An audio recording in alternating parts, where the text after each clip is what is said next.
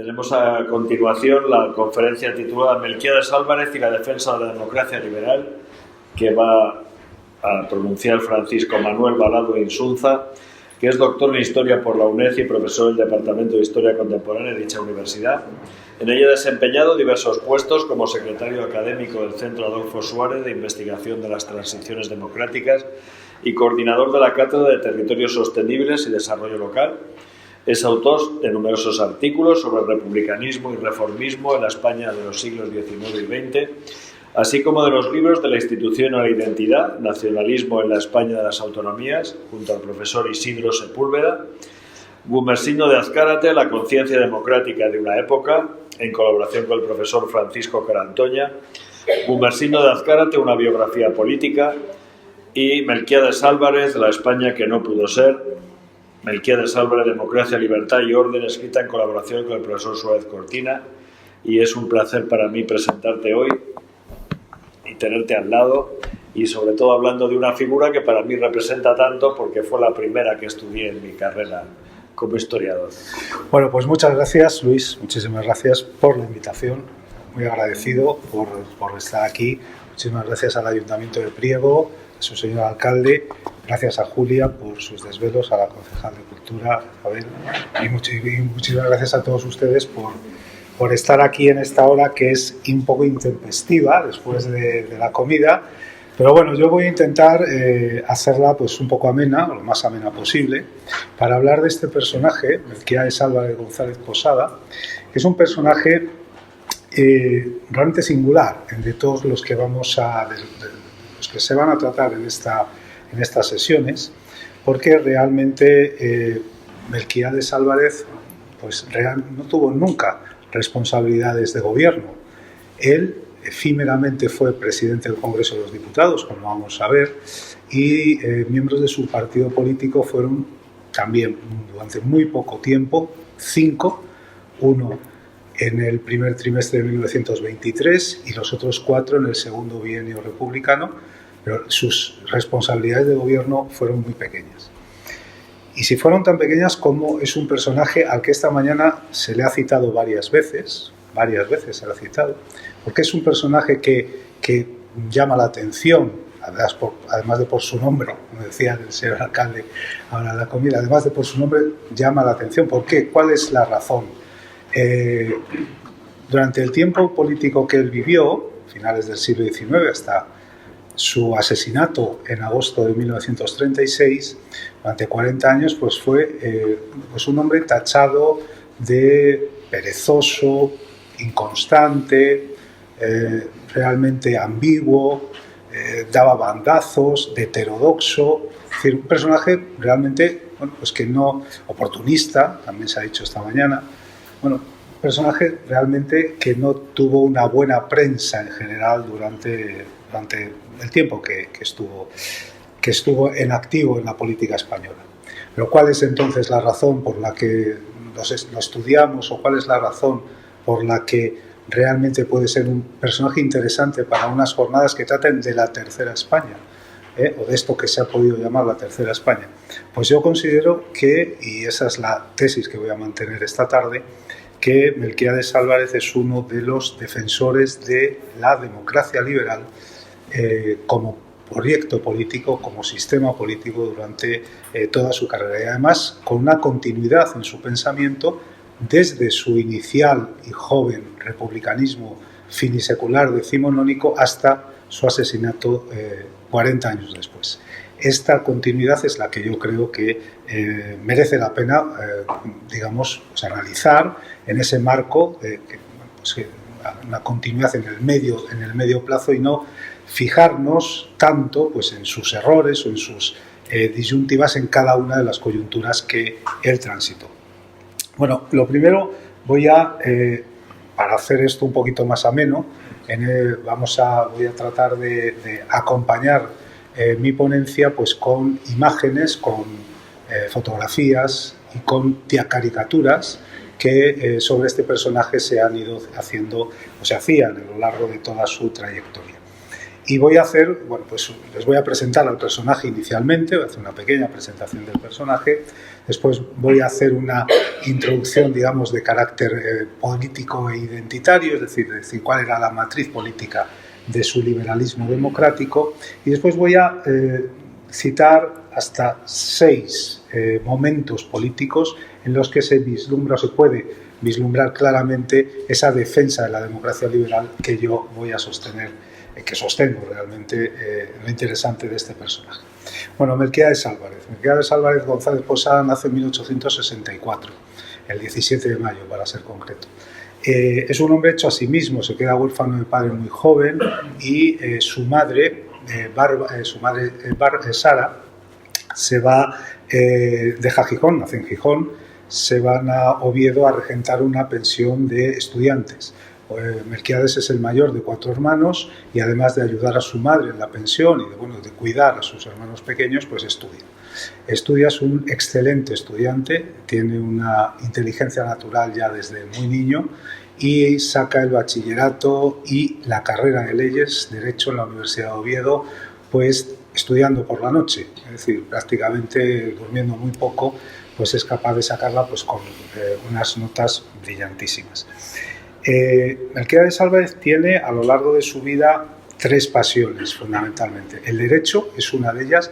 No se puede entender a este personaje si no se comprende que casi por encima de ser político es un abogado. Él es abogado, fundamentalmente es abogado. El foro, digamos, la actividad como jurista es, digamos, la base de su vida, de su trayectoria pública.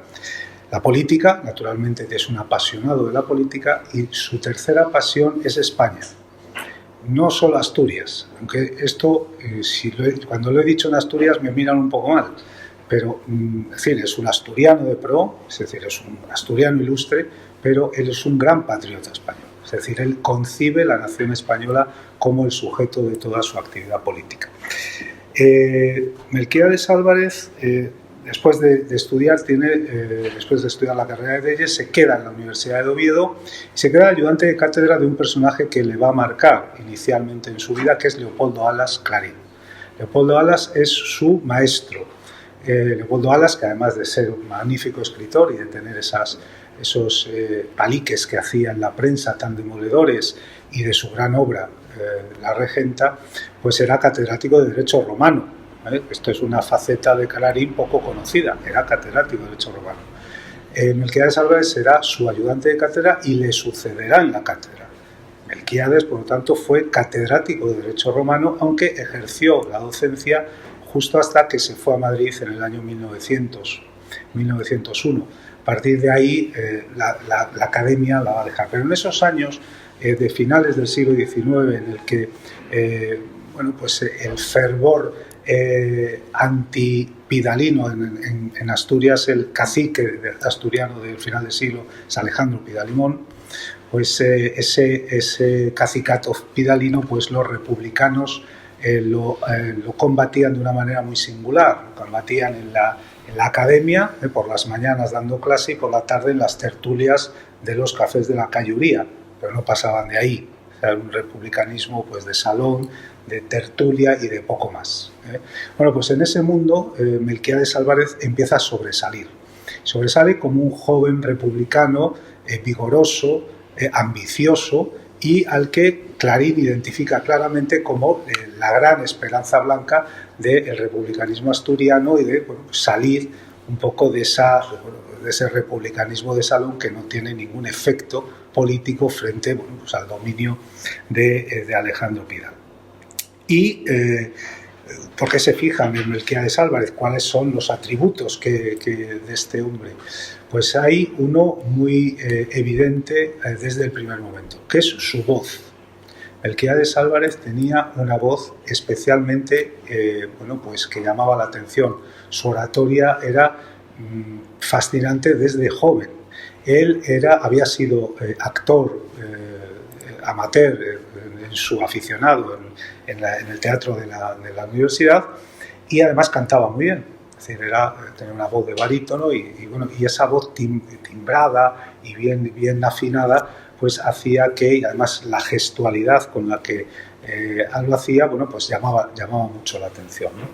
Y ese instrumento, esa herramienta que es la oralidad, la voz, la va a utilizar tanto pues, en su carrera política como en su función como docente, como en su función como abogado, pues en todas las facetas de su vida destacará siempre por la voz. Se ha escrito mucho sobre la voz de Melquiades Álvarez. Azorín lo retrataban los cronistas de la época en general. Azorín, Galdós, el propio Galdós le admiraba, era un admirador de la oratoria de Melquiades. Incluso Fernández Flórez, al que se ha citado esta mañana también, como su cronista ácido, pero sin embargo admiraba a este hombre como su oratoria. Pero estoy en la casa de Niceto Alcalá Zamora y voy a citar a don Niceto cuando hablaba de la oratoria de Melquiades Álvarez. Decía Alcalá Zamora: entre las actitudes o dotes físicas convenientes al orador, Álvarez poseyó mejor que nadie la más necesaria, la voz. Esta era clara, brillante, llena, armoniosa, variadísima, simpática, con maestría y don natural por nadie alcanzados en la transición, en las inflexiones y en la resultante total de la modulación. La oratoria se acerca a otras muchas artes, entre ellas la música, y en las zonas de sus colindancias imperó como nadie Álvarez, que fue el excelso cantor entre los oradores. Decían sus íntimos que cantaba muy bien, y era de creer y aún de adivinar. En eso llevó ventaja a todos los oradores, aún a los de voces más destacadas y distintas a las suyas. El acompañamiento de esa voz era un accionariado vigoroso, en el cual la primera huella, difícilmente borrable, y su temperamento apasionado le impulsaban hacia la exageración, no con brío ocasional y sí constante, y por lo mismo más difícil matizable en la progresión.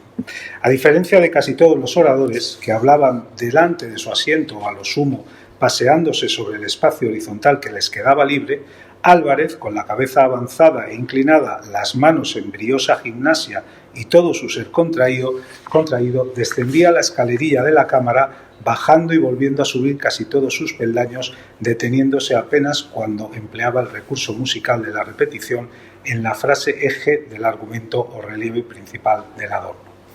Bueno, este es el Melquiades Álvarez, la imagen más antigua que tenemos de Melquiades Álvarez, desde 1889, tenía 25 años y ya se le ve pues, en su condición de abogado con el birrete y bueno, informando en el foro.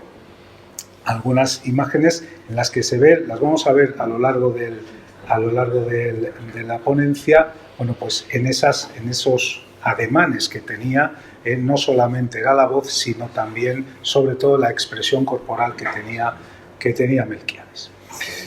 Bueno, en esta ponencia lo que, como les decía, voy a intentar interpretar el conjunto de la trayectoria política de Melquiades Álvarez como un proyecto persistente de defensa de la democracia liberal en su tiempo. Su afirmación demoliberal defendía la soberanía del pueblo, la unidad de España como nación y era nítidamente reformista. En la economía, en el diálogo entre clases sociales, en la defensa de la secularización del Estado, que no de la sociedad, y no menos en la convicción de que esa tarea podía ser desarrollada tanto en el marco de una república como de una monarquía parlamentaria. Es en defensa de estos supuestos en los que Melquiades Álvarez desarrolló una intensa labor pública a lo largo de casi 4 décadas, desde que en los años finales del siglo XIX se incorporó a ese convulso y heterogéneo movimiento republicano en su Asturias natal hasta su trágica muerte en la cárcel Modelo de Madrid la noche del 22 de agosto de 1936. Entre el joven universitario que militaba en el republicanismo ovetense de finales del XIX y el político septuagenario de la República, no hubo grandes mutaciones político-culturales. Melquiades Álvarez fue siempre un liberal, un demócrata sincero, un reformista, un defensor de un evolucionismo que le alejó de todo radicalismo político, y de ahí su apuesta siempre por los procesos legales y su reticencia al uso de la violencia como método de acceso al poder. Para Melquiades Álvarez, la democracia liberal no constituye un simple dispositivo electoral ni un mero repertorio de procedimientos. Se trata de una arquitectura de garantías orientada a asegurar simultáneamente la libertad individual y colectiva de las personas, su igualdad jurídico-política y la estabilidad del orden institucional. El tránsito del liberalismo decimonónico a la democracia del siglo XX, la democracia política, exigía no solo la ampliación del sufragio, sino sobre todo la reconversión del Estado en un instrumento político, jurídico político, capaz de integrar el pluralismo social sobre la base de la soberanía nacional y el orden constitucional. En España ese tránsito se vio obstaculizado por problemas estructurales bien conocidos sobre los que Álvarez disertaba recurrentemente. Y en ese marco, el estudio de la trayectoria de Melquiades Álvarez constituye un caso especialmente interesante porque para analizar las posibilidades de una propuesta demoliberal en coyunturas diferentes, por su dilatada trayectoria, ¿no? Su relevancia, por lo tanto, no debe medirse, como les decía, por no haber alcanzado la presidencia del Consejo de Ministros o por no haber tenido especial incidencia en distintos gobiernos a lo largo del tiempo que analizamos, sino por la continuidad de su empeño democratizador del Estado constitucional mediante la defensa del modelo parlamentario, el refuerzo de las libertades públicas, una respuesta reformista a la cuestión social y la afirmación del Estado de Derecho frente a la violencia como método político. Aunque no debemos obviar nunca sus adaptaciones coyunturales, más o menos afortunadas, más o menos erróneas a coyunturas cambiantes, la continuidad que planteo puede formularse a través de ese tríptico normativo que en su discurso aparece reiteradamente.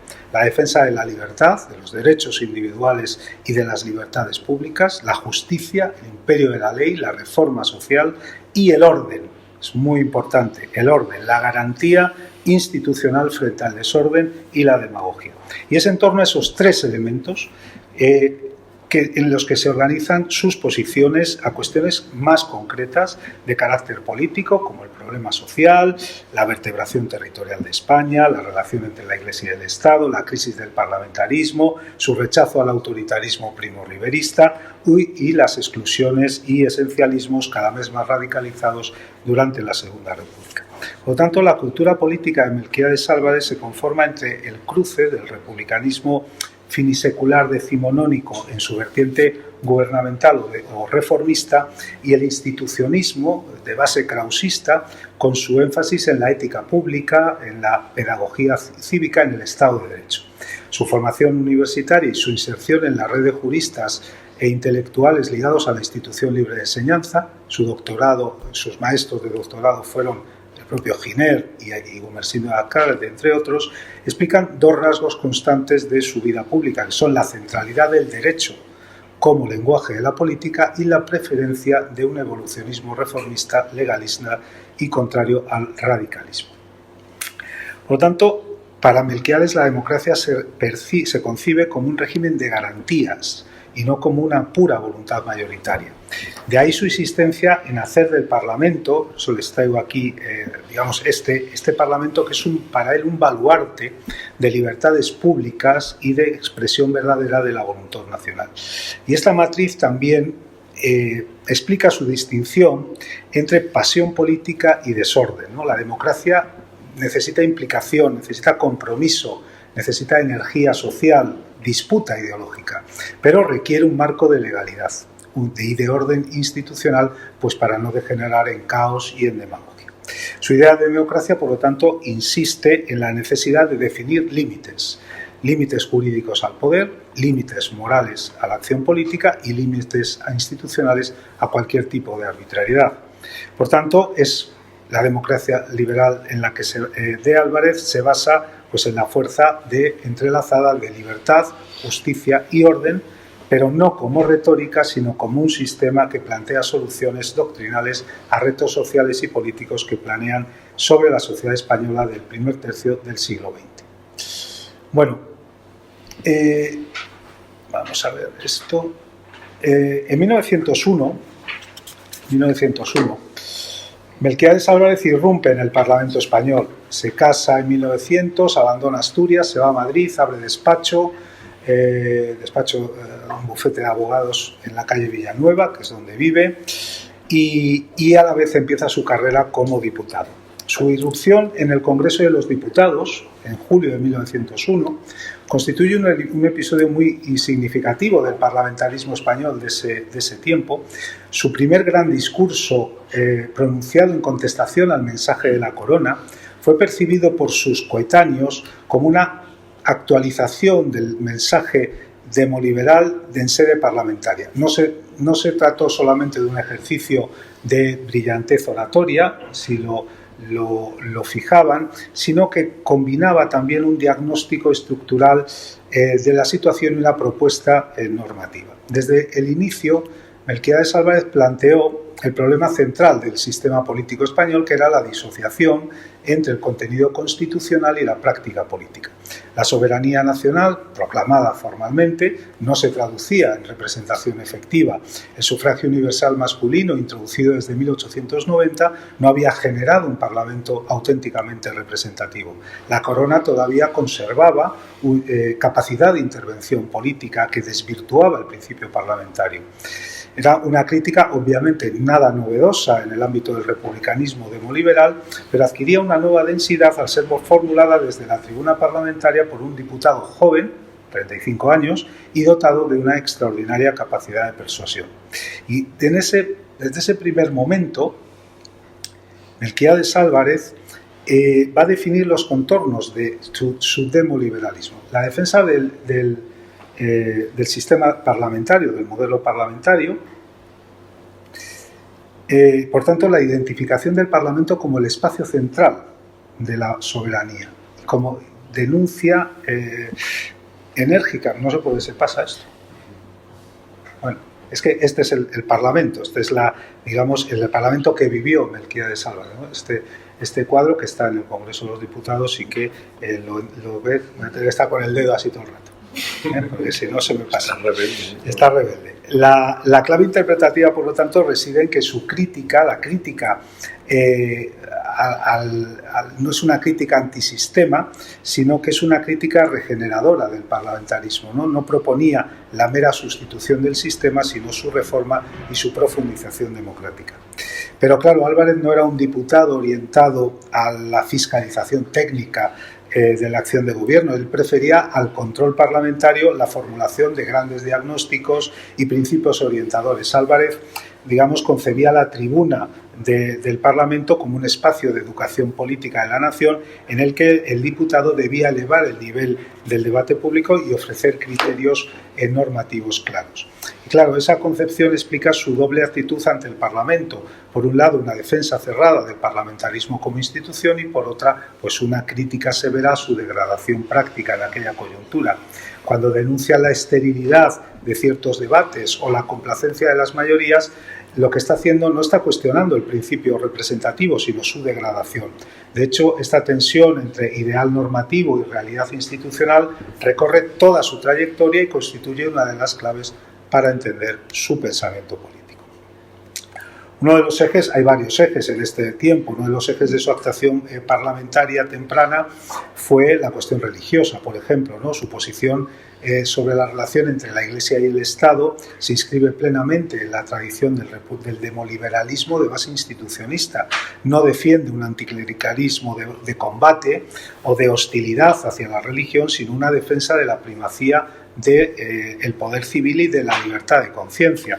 Lo mismo ocurre con su crítica al militarismo.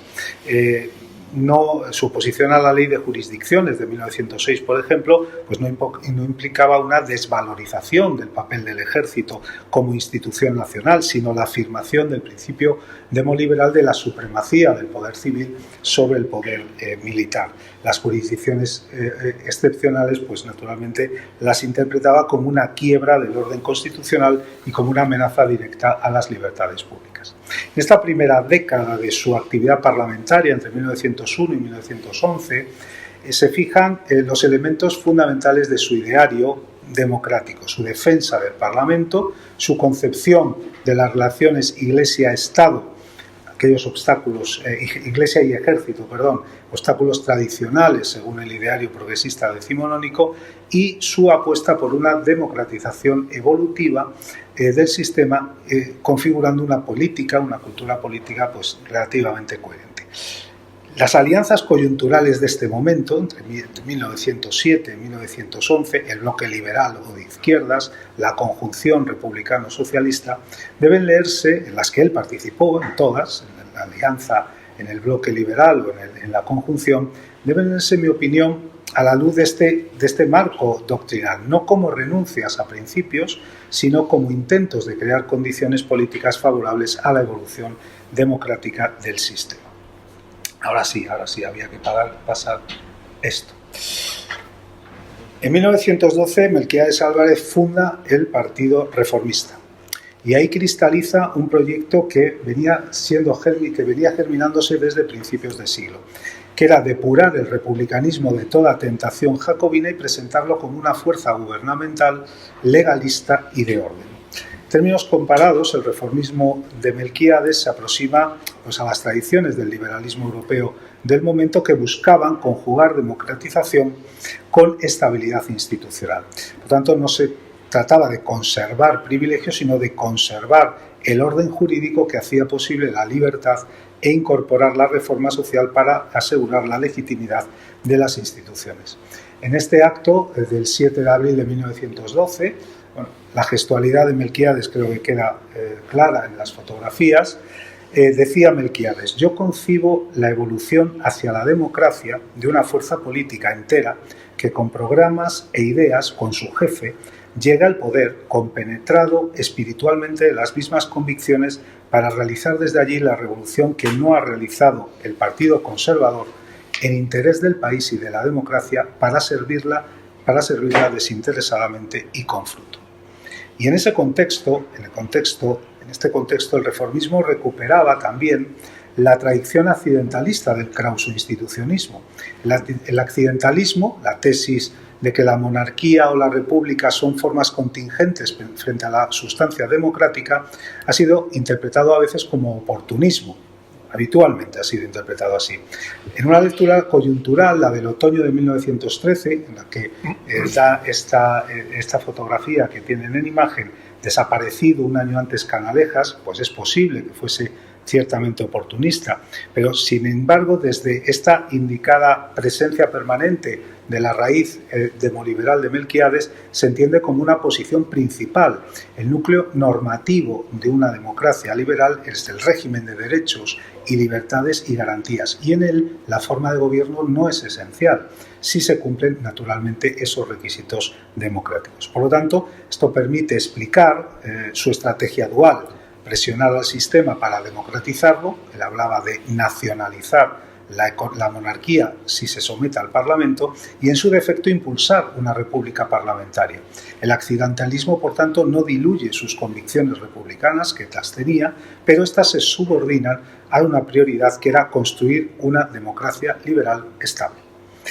Decía en este acto del 23 de octubre de 1913, donde declara la accidentalidad de las formas de gobierno: correligionarios, representamos en la política una fuerza que no vacila en declarar que para ella las formas de gobierno son accidentales y transitorias, que por encima de las formas de gobierno coloca y colocará siempre el progreso de la patria, el afianzamiento de la libertad y el imperio de la democracia.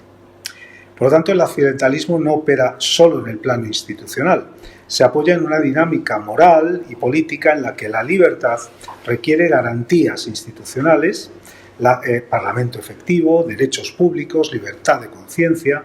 La justicia exige responsabilidad política y corrección de desigualdades mediante el imperio de la ley, y el orden es la condición de posibilidad de ambos. Y este núcleo explica por qué su trayectoria puede parecer oscilante en las coyunturas y en las alianzas, pero no en los principios. Cambian las coaliciones, pero nunca cambian el tríptico normativo. En la coyuntura 1914-1917, tenemos a Melquiades entre la monarquía y la república, o escapándose de la conjunción en esa época.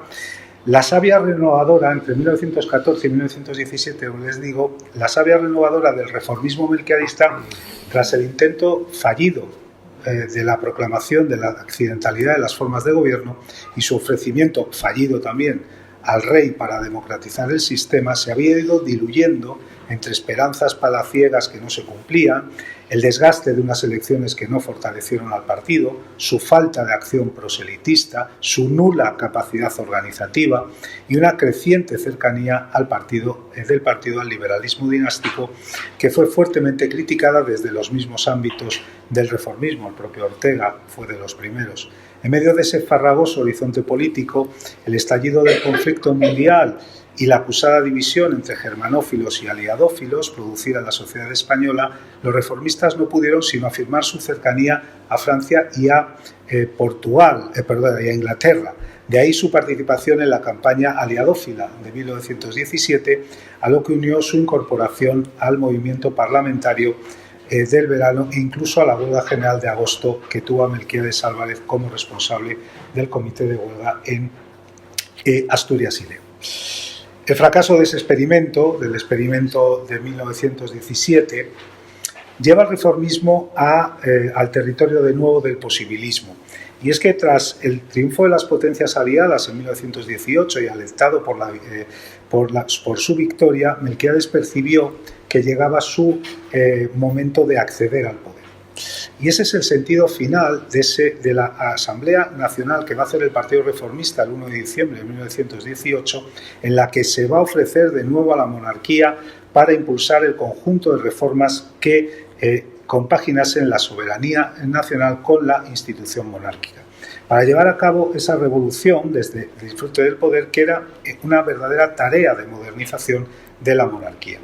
El reformismo estableció ahí un amplio programa de transformaciones, desde la reforma constitucional, marcaba un amplio campo de cambios políticos, administrativos, autonomía regional, municipal, instrucción pública, reforma militar, agraria, reforma tributaria, algo en conjunto que llevaría a una profunda mutación del país. En definitiva, se trataba en esa coyuntura de liquidar los supuestos políticos y constitucionales del doctrinarismo, realizar una auténtica democratización, por tanto, una republicanización, entre comillas, de la monarquía alfonsina.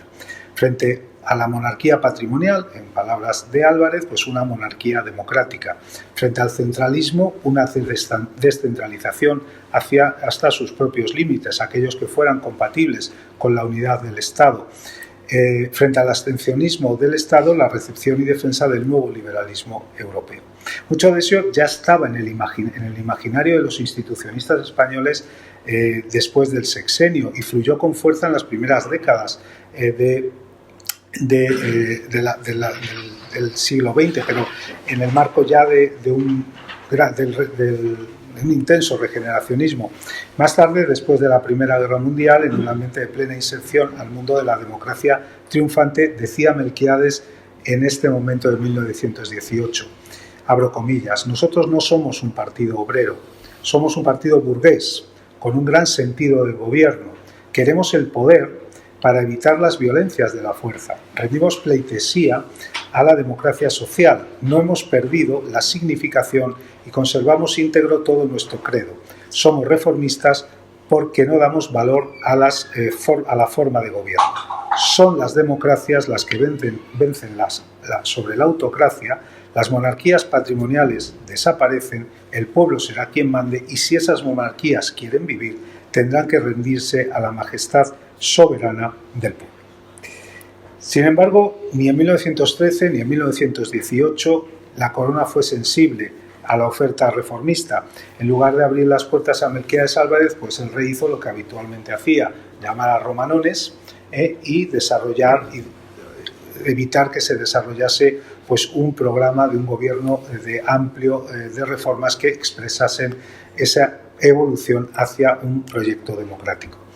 Pero, sin embargo, la oferta reformista, curiosamente, a pesar de irse acercando a los aledaños del poder, había ido perdiendo mucho de su potencial renovador inicial. Si se ofrecían al poder, y como así fue, eran desdeñados por el monarca, sin capacidad efectiva del partido para renovar un sistema firmado desde la prerrogativa real y sin que la verdadera opinión pública pudiera ser un auténtico instrumento de cambio. En una palabra, cada oferta reformista lo debilitaba y el rey, por el contrario, siempre disponía de una posibilidad de emergencia que era la posibilidad de llamar a los reformistas cada vez, pero estos cada vez eran más débiles y con mucha menor capacidad de ejercer los cambios que una verdadera democracia demandaba. Y eso fue lo que ocurrió en 1923.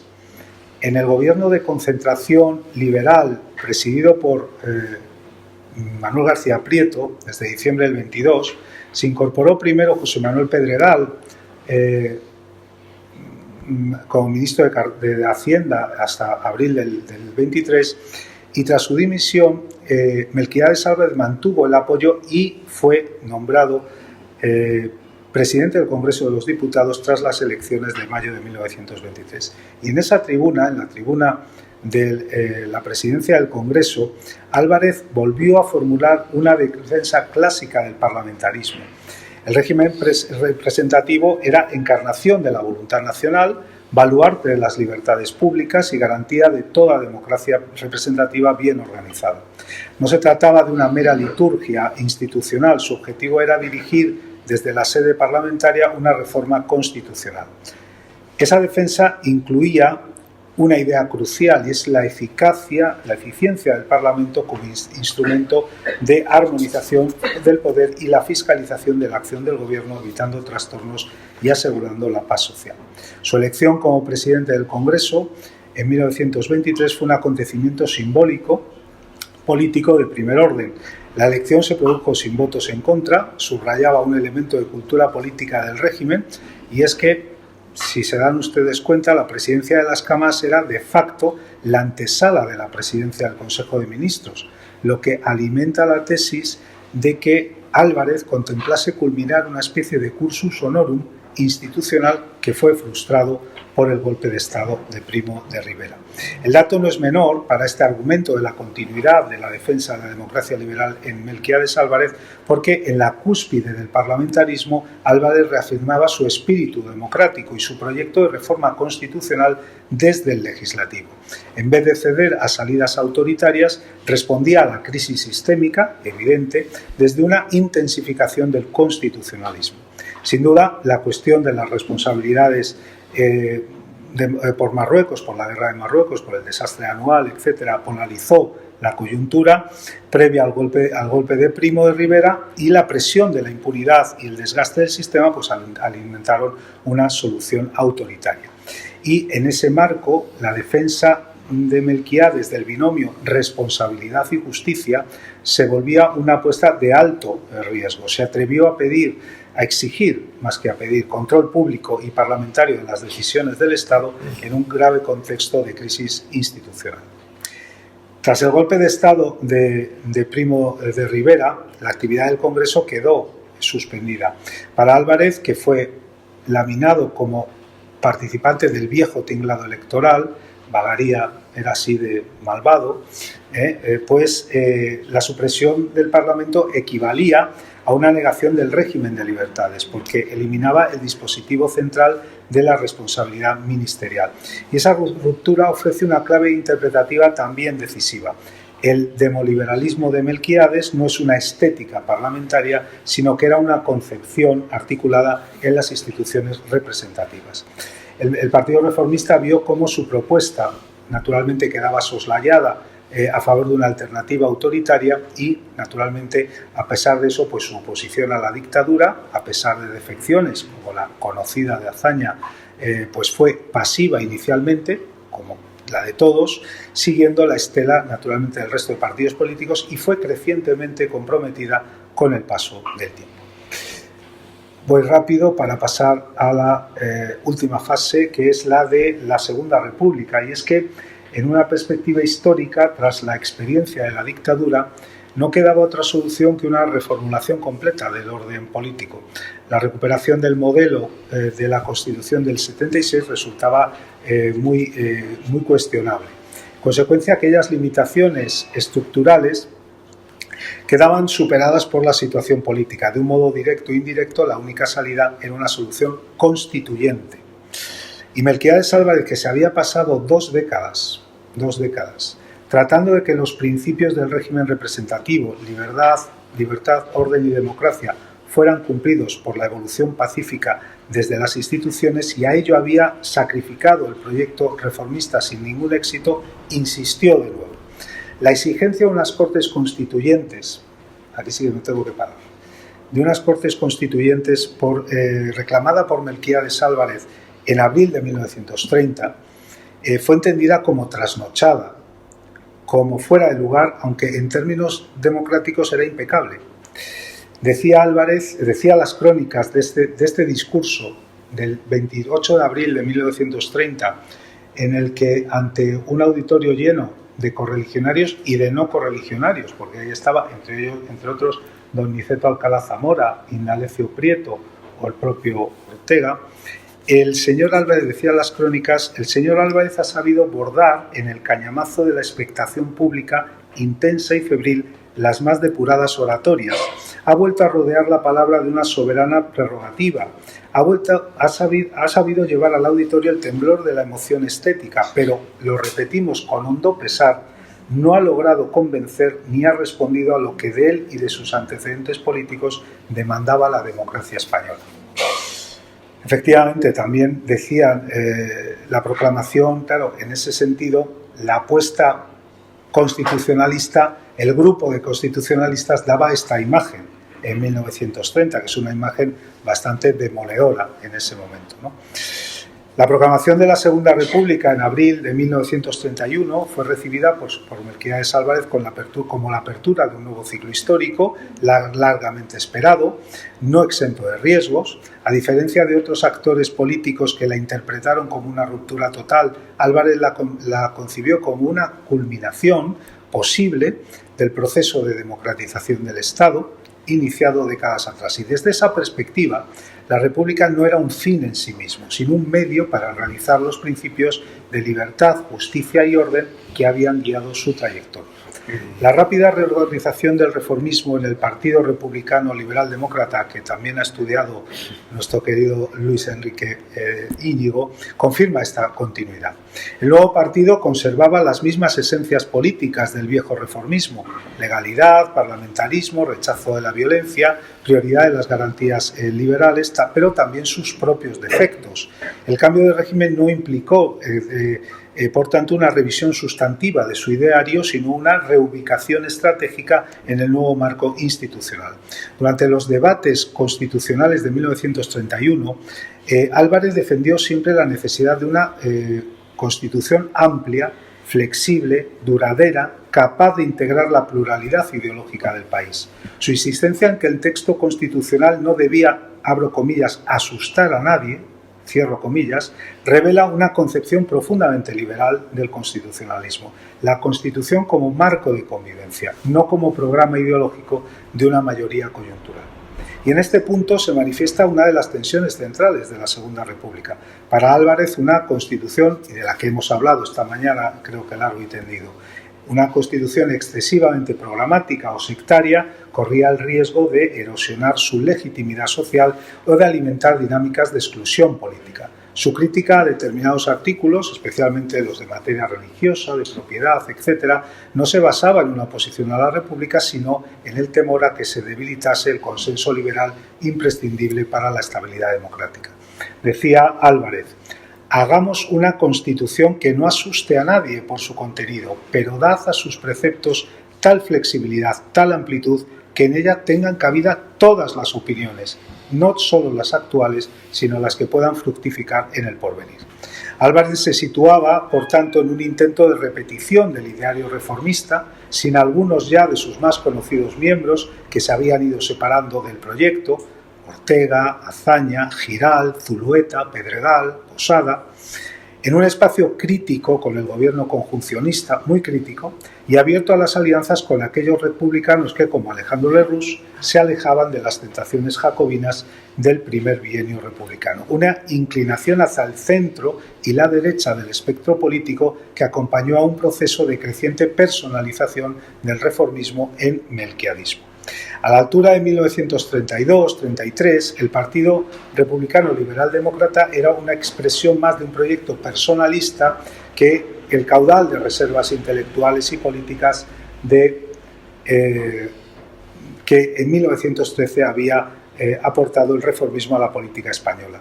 La agenda política del primer bienio, sus protagonistas, el momento político habían desviado hacia la izquierda el proyecto republicano. La democracia republicana que planteaba Álvarez, disculpadme que esto se presentaba como agitada, como turbulenta, muy alejada de aquellos supuestos de orden y libertad que dominaban su imaginario de república liberal y democrática en la que todos deberían estar, incluso los no republicanos. Voy terminando. Las constantes del pensamiento de Melquiades Álvarez le ubicaban en un territorio difuso. Se presentaba, si en 1912 era una alternativa para una oxigenación democrática del régimen monárquico, a partir del 33-34, ya en declarada distancia de la política conjuncionista, ocupaba un espacio afín al radicalismo de Lerroux y a otras fuerzas provenientes de la monarquía. Una reubicación parlamentaria que no representaba tampoco cambio de ideas, sí de funciones, sí de espacio, pero también, naturalmente, de una nueva ubicación en el conjunto de la República. Y eso hizo que Melquiades Álvarez se sumiese en la nadería política. A pesar de su presencia, de estar en la nadería política, su presencia pública se mantuvo, con momentos duros, incluso con investigaciones en sede parlamentaria bastante lamentables, o incluso en algún momento especialmente relevante como fue su reflexión y posicionamiento sobre el orden público. El orden público en la Segunda República es un tema central, y frente a quienes identificaban el mantenimiento del orden con una herencia autoritaria, Álvarez insistió en que no podía haber democracia sin orden, entendido como respeto a la ley y a las instituciones. La violencia política, ya proviniera de la extrema derecha o de la extrema izquierda, era interpretada por el político asturiano como una negación de la soberanía popular. Y esta posición adquiere especial relevancia tras los episodios de violencia social política que se suceden desde el comienzo y que Melquiades Álvarez rechaza absolutamente. Es, por ejemplo, el momento de los debates parlamentarios posteriores a la Revolución del 34. En esos debates decía Álvarez: yo no pido severidad para nadie, pido justicia. Al lado de la justicia lo que queráis, pero que no queden impunes los delitos, que se cumpla la ley como debe cumplirse, que se sepa que estos representantes del país, que tienen la obligación de cumplir con su deber y consolidar las instituciones republicanas, al ejecutar la ley, sirven al interés de España y sirven al interés de la República. En ese sentido, llegó a justificar incluso la pena capital, lo que le generó una indudable tensión entre su rechazo histórico a la pena de muerte y su duro posicionamiento, invocando el clásico aforismo latino de dura lex sed lex. Y este episodio, el episodio de Melquiades Álvarez justificando la pena de muerte, ilustra bien los desafíos a los que fue sometido el demoliberalismo en los momentos previos a la Guerra Civil y que ha sido tachado alguna vez pues, de tentación autoritaria de personajes como Álvarez. Y sin embargo, yo creo que se trataba más bien de una reacción defensiva ante la percepción de que el Estado de Derecho estaba en peligro de colapso.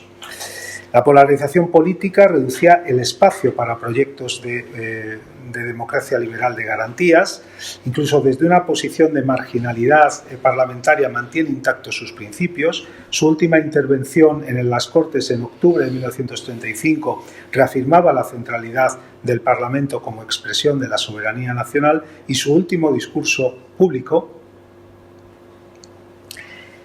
en febrero de 1936, redoblaba su compromiso democrático en términos similares a los de sus primeros discursos parlamentarios. Os traigo este extracto aquí que voy a leer porque es muy significativo. Si la República es una cosa sustancial, ¿cómo se explica que monarquías tan antiguas como la inglesa sean servidas por socialistas que representan a los elementos más avanzados? ¿Cómo se explica que monarquías como la de Bélgica, que es una monarquía democrática, sea servida por socialistas como Baden-Württemberg? ¿Cómo se explica, señoras y señores, que en Suecia, y en todos los países del norte, republicanos avanzados como los socialistas, no tengan inconvenientes en convivir con reyes, realizando y recogiendo aspiraciones del país para aquellas modificaciones que las evoluciones de las ideas traen consigo. No, son accidentales las formas de gobierno, pero oídlo bien, accidentales en base a lo esencial, que no puede modificarse, como es la libertad, que no puede sustituirse por nada, primero para no caer en el oprobio servil de la esclavitud, y segundo la democracia, que es el pueblo, que sois vosotros, que sois la autoridad soberana que tiene que dictar las leyes, que tiene que acatar y cumplir el poder del Estado. Esta coherencia final refuerza la interpretación de su figura como un símbolo de una tradición política que aún derrotada nunca renunció a sus fundamentos normativos. Y esto es lo que el noroeste de Oliveros le decía después de ese discurso. Bueno, voy terminando, ahora ya sí de verdad, y es que el 22 de agosto de 1936, Melquiades Álvarez fue asesinado en la cárcel Modelo de Madrid. No voy a contarles el asesinato, no voy a entrar en eso, pero lo quiero traer en el marco de esta ponencia, de lo que he tratado de transmitir.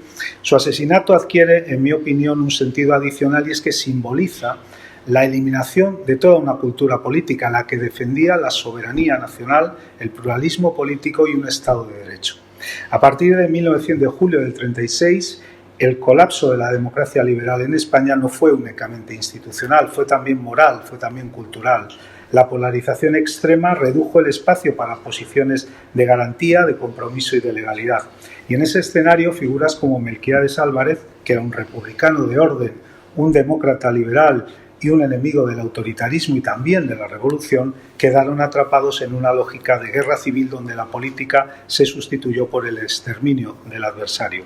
Y desde ese prisma su asesinato actúa como una metáfora, porque no muere solo un individuo, se aniquila una posibilidad histórica. Con él se elimina, de forma especialmente elocuente, una tradición que había intentado durante décadas democratizar el liberalismo español sin romper el Estado. Su asesinato a manos de milicianos socialistas y anarquistas evidencia que en 1936 la democracia liberal no fue derrotada por falta de ideas o de diagnósticos, sino por la imposibilidad de sostener un marco de garantías frente a la violencia, en suma la eliminación de una cultura política que buscaba conjugar la soberanía de la nación española con el imperio de la ley y el pluralismo político. Y permítame terminar, como he empezado, con unas palabras de Niceto Alcalá Zamora. En este caso, en sus obras completas, reseñó así el asesinato de Melquiades. Decía don Niceto: cuando llegó la hora suprema de esa realidad horrenda, Álvarez, que nunca fue corpulento, ni siquiera alto, aunque sí sano y fuerte, y que ya tenía 72 años, mostró tal entereza física y dignidad moral que enaltecen su noble memoria en la misma medida en que proyectan execración e ignominia sobre el recuerdo de sus verdugos. Muchas gracias.